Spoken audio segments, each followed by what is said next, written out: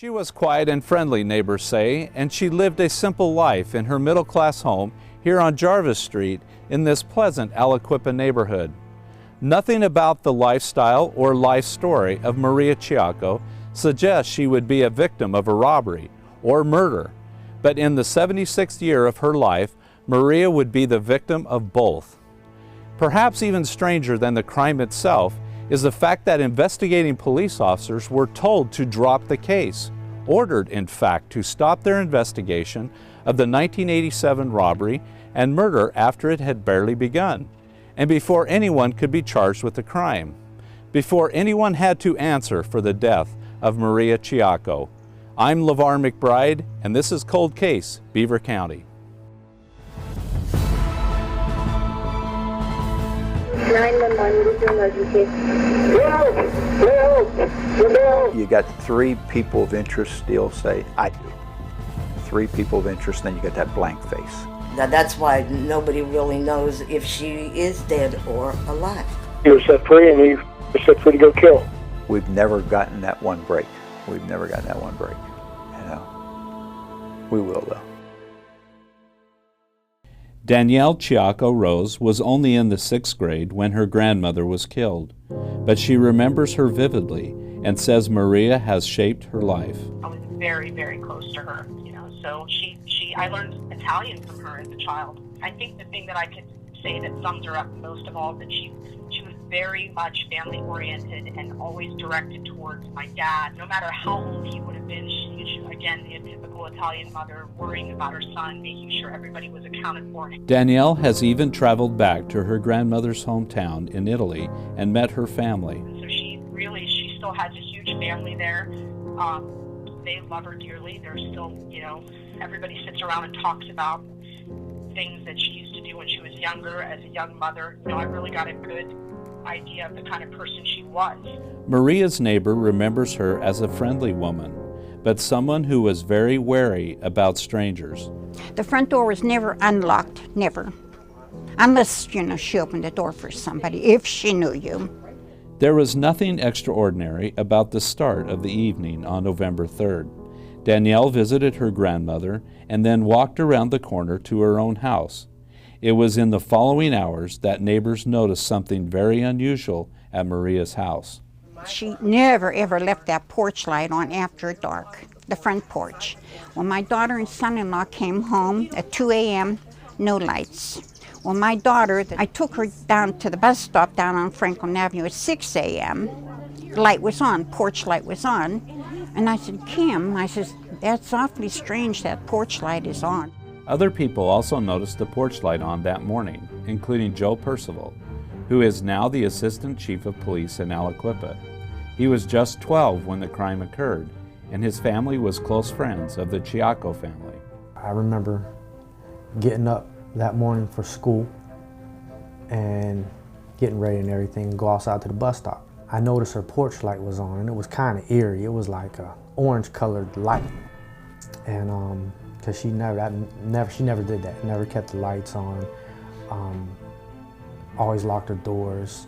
She was always in the house around when it gets dark. The light was on, and it was still kind of dark out, so it was kind of spooky. The porch light was what eventually led a neighbor to call Maria's son Dominic. He rushed over to the house, only to find a gruesome nightmare: his mother beaten to death on the kitchen floor. Nobody deserves to die in the manner she died. No one deserves to be, left basically like a piece of trash. She died alone by herself on the floor, and no one was there with her. For my dad to have found her, it was very tragic. And so those are all things that we will always have to live with. The first two officers to arrive on the scene were Tom Buffalini and Chippy Lindsay, who found no signs of forced entry to the house. It was a situation that was unusual for that neighborhood for sure.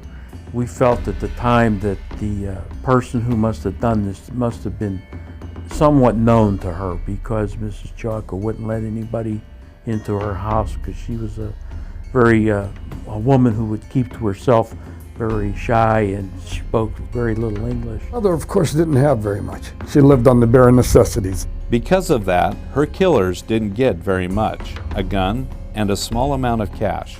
In a startling, almost unbelievable course of events, the investigation into Maria Chiacco's murder was halted before it ever got off the ground.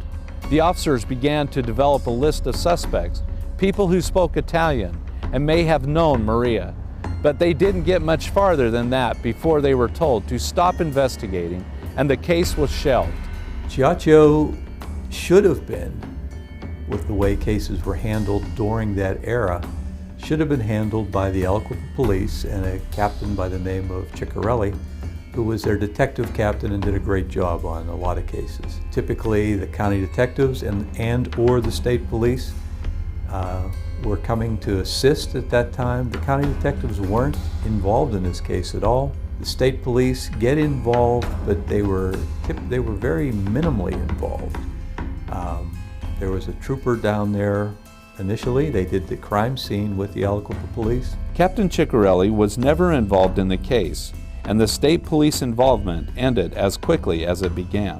Captain Ciccarelli missing from the case was very interesting when you go back to look at it. We started into the investigation, and we went to work the next day and continued with the investigation. We were called into the station and were pulled from the investigation. Lindsay was never given an explanation, but he believes he knows the motivation for his superior pulling him from the case. I believe it's just possibly jealousy, or not wanting to see a fellow officer respond to something and investigate and solve a crime. And that's very possible. Lindsay said that he would have been in trouble at work if he had ignored orders and continued on with the investigation. I'm still upset about it. I carry that with me. It should have never happened.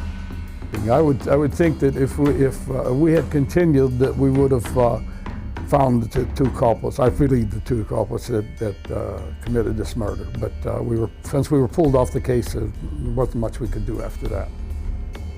After the crime, things were never the same in the neighborhood. It changed everything. You know, it went from like a happy place, nobody was worried about anything, to like this eerie feeling, especially when the streetlights came on. To this day, it still feels funny up there. Police found what file there was on the case recently. They hope it's not too late to solve the case. We can. I never like to give up. I always believe that there is hope. This is one that hopefully should have been solved quicker, but I'm hoping to see that it's solved all these years later. We want to look at this case. We've got some new technology now in the crime lab area that we're going to send some of the evidence to see if we can find something new in the evidence that was collected back then. We're also hoping to be able to talk to some people that were around back then, see what they remember of this incident. Talking to investigators after all these years has opened up old wounds for Danielle. I carried around a lot of guilt because since I was the last person this year and we had a conversation that evening before that happened, you know, the police had sat me down several times as a young child and asked me questions over and over, you know, what was the conversation with your grandmother? You know, why don't we look at, you know, this profiles? I want you to tell me if you've seen anyone that resembles this person in the area, and so on and so forth. And just asking me, you know, these poignant questions that I just, even to this day, continue to repeat in my mind. You know, I replay the conversation over and over and over again, hoping still, even as almost a 40-year-old woman, to come up with an answer, you know, myself. Despite the heartbreak, Danielle and her family have tried to find new meaning from this tragedy and new strength for each other.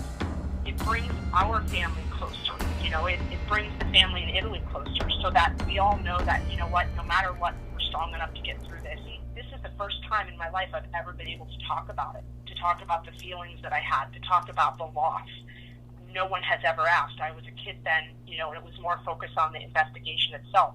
But even to be able to talk about it and say it out loud and have people in the community be reminded and to hear these words from me, that's almost a sense of healing for me already.